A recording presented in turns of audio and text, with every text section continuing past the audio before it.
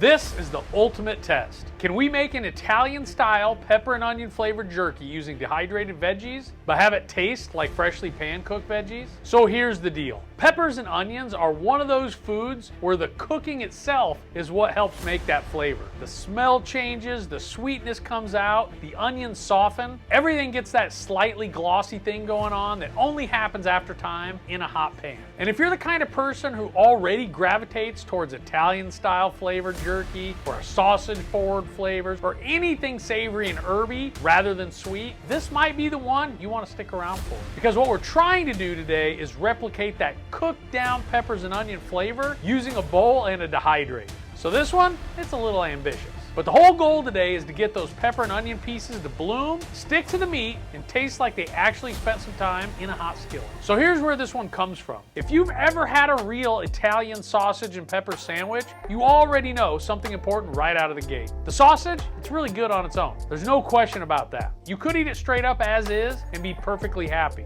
But the sausage isn't the thing that makes you stop and think. That honor belongs to what happens all around it. That's the skillet that's been working for a while. The onions are soft, a little browned, almost sweet. The peppers are tender, slick with oil, carrying that sausage, fat, garlic, and herbs. Together they don't compete with the sausage, they pull it all together. They round it out. They take something already good and turn it into something you remember. That's the part people steal straight out of the pan. No roll, no fork sometimes, just little bites that feel like they shouldn't be as good as they really are. And that got me thinking about jerky. Jerky obviously is good all by itself, always has been. Beef, salt, smoke, it's hard to mess that up. But a lot of jerky flavors labeled Italian never get past the surface. They go heavy oregano, sprinkle in some herbs, and call it finished. But Italian sausage and peppers isn't just seasoning, it's a whole system. Sweet onion, cooked pepper, savory fat, a little bit of tang, that glossy cooked vegetable depth you only get from time and heat. So the experiment today is this. Can we take jerky that's already good and let peppers and onions pull all that together into something even better? We're using dehydrated peppers and onions on purpose. If this works, they'll rehydrate in the marinade, swell up, soften, and actually cling to the meat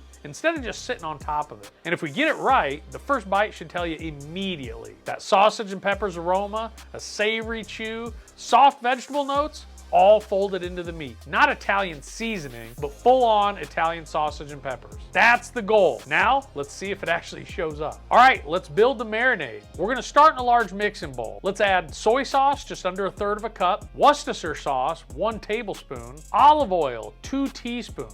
Now here's the deal, the oil matters here because we're chasing that skillet sheen and that surface stickiness that you get when peppers and onions are actually cooked right. This is what the oil helps do. Then red wine vinegar, 2 teaspoons, brown sugar, 1½ tablespoons, honey, 1½ teaspoons. Now whisk all that until the sugar and the honey are fully dissolved. Take your time here, you don't need to rush, get this part right because this is your foundation. Once that's all whipped up, now you add granulated red peppers, I'm using 2 tablespoons here, granulated green peppers, I'm doing 1½ tablespoons, then dehydrated minced onion, 2 tablespoons of that, onion powder, 1½ teaspoons, garlic powder, 1½ teaspoons, dried oregano, 1 teaspoon, dried basil, 3/4 teaspoon, black pepper, 1 teaspoon. Then I'm throwing in some crushed red pepper flakes, about 1/4 teaspoon, just for a little bit of heat. The chili flakes are purely optional, up to you. Finally, I'm gonna add a little splash of liquid smoke, just a tiny amount. I'm not trying to make this barbecue, I'm trying to fake that hot pan aroma, just enough to sell the story.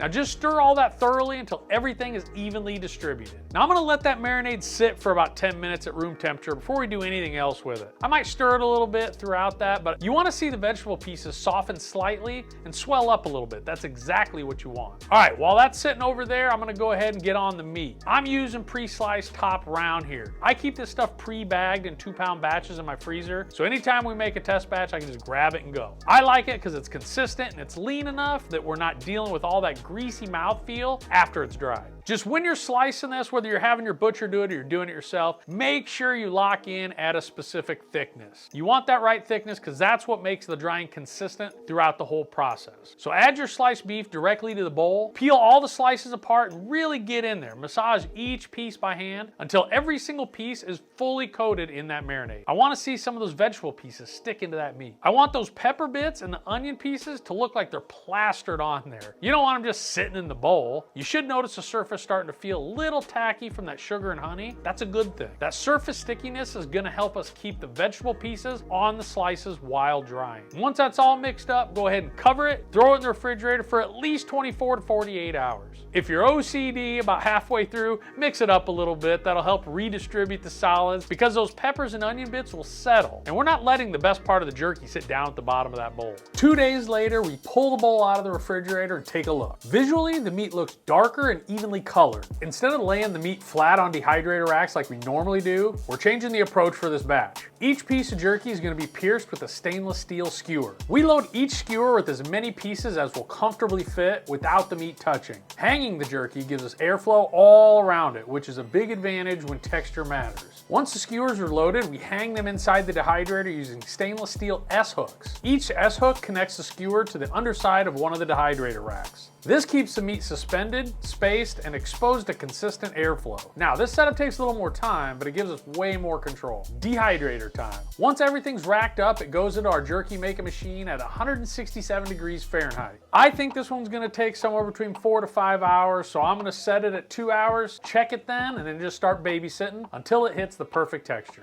All right, it's been 2 hours exactly. I wanna check it out. Actually, this is a lot more done than I was expecting at this point. Still pretty pliable. It needs a little bit more time, but it's doing pretty well at this point. Probably another 45 minutes to an hour, and we'll check it again. All right, so another hour in the dehydrator for a grand total of about 3 hours. Stuff looks done. It's got some good structure to it. Take a look at some of the bigger pieces. Yeah, a little bit of surface moisture, a little bit of stickiness. Feels pretty good. I think at 3 hours in, I think this is done. All right, so the whole experiment today was really pretty simple. Can dehydrated peppers and onions rehydrate enough in the marinade to actually taste like they spent time inside of a hot skillet? Okay, so the whole experiment today was really pretty simple. We're trying to take dehydrated peppers and onions and rehydrate them enough to actually taste like they spent a little time in the skillet. Or is this thing just gonna taste like oregano and a bunch of seasonings and just wishful thinking? Okay, first impression. First things I'm getting out of here is definitely the savory side of things. It's more beef forward, very meaty flavoring. I'm getting the soy and the Worcestershire and a little bit of that subtle black pepper. That's kind of the base of this one. But did it actually replicate the skillet cooked effect that we're looking for? So you are getting the savory meat right up front, and the sweetness in the onion is pretty obvious there. It's not super raw, it's not super sharp. It definitely smells and tastes rounded, not powdery like sometimes it does when you just use a bunch of seasonings. Now, did the peppers and onions actually bloom like we were hoping? Surprisingly, kind of yeah. They reinforce the savory flavor really pretty well. It's not super dominant and it seems to really build as you chew. Now the heat creeps up a little bit, kind of gently from those chili flakes at the back end, but not too much. This is the right amount for pretty much every jerky lover. Overall, it really feels integrated. It doesn't feel sprinkled on flavor. Sometimes that's a thing. I think using the coarse pepper and the onion flakes definitely was the move here. That did us well. So did we get the cooked vegetable vibe? Yeah, I kind of think so. There's slight sweetness here on the finish that's pulling out from those onions and the peppers. I think we did pretty well there at recreating it. It's not super jammy like it would be if you cooked it in a pan, but it's definitely headed that direction. Again, I'd call this pretty balanced. It's not an herb bomb like some of the over-seasoned flavor profiles can get. All right, now the texture on this one is really pretty interesting. I think it's kind of critical to the overall flavor profile of this one. It's slightly drier chew, and I think that hang dry really helped get this overall texture and the dryness of this one. And I think the coarse flakes that we did in the pepper and onion definitely helps the bite, the chew, and the mouthfeel of this one. Overall, I really enjoy this flavor profile, but if I was gonna make it again, there's a few changes I might make.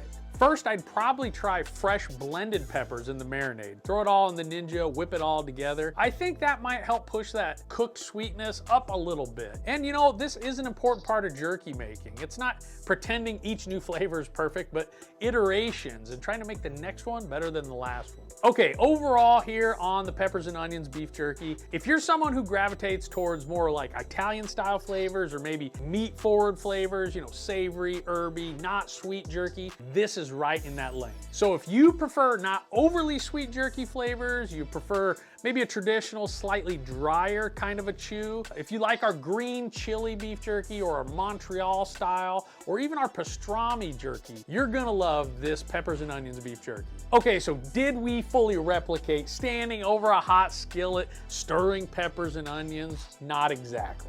But did the dehydrated veggies rehydrate, bloom, cling, and then build kind of a layered, savory pepper and onion flavor? Yeah, we absolutely did. You should definitely try making this recipe. And if you want to try these peppers and onion batch, I'm throwing a sample bag in to the first 10 orders at jerky.com when you use the code peppers and onions, all one word. And if you're one of our official taste testers, you already know how this works. You taste our official drops, then you vote on them, and then you decide whether it stays or disappears forever. And if you're not already an official taste tester, find the link down in the description and sign up. It's free to join. It's a lot of fun. And if you've got a flavor idea that you think we should try to pull off in the test kitchen next, drop it down below in the comments. Some of our best experiments we've done started right down there in the comments. That's it for this peppers and onions beef jerky recipe. I'll see you next time in the test kitchen.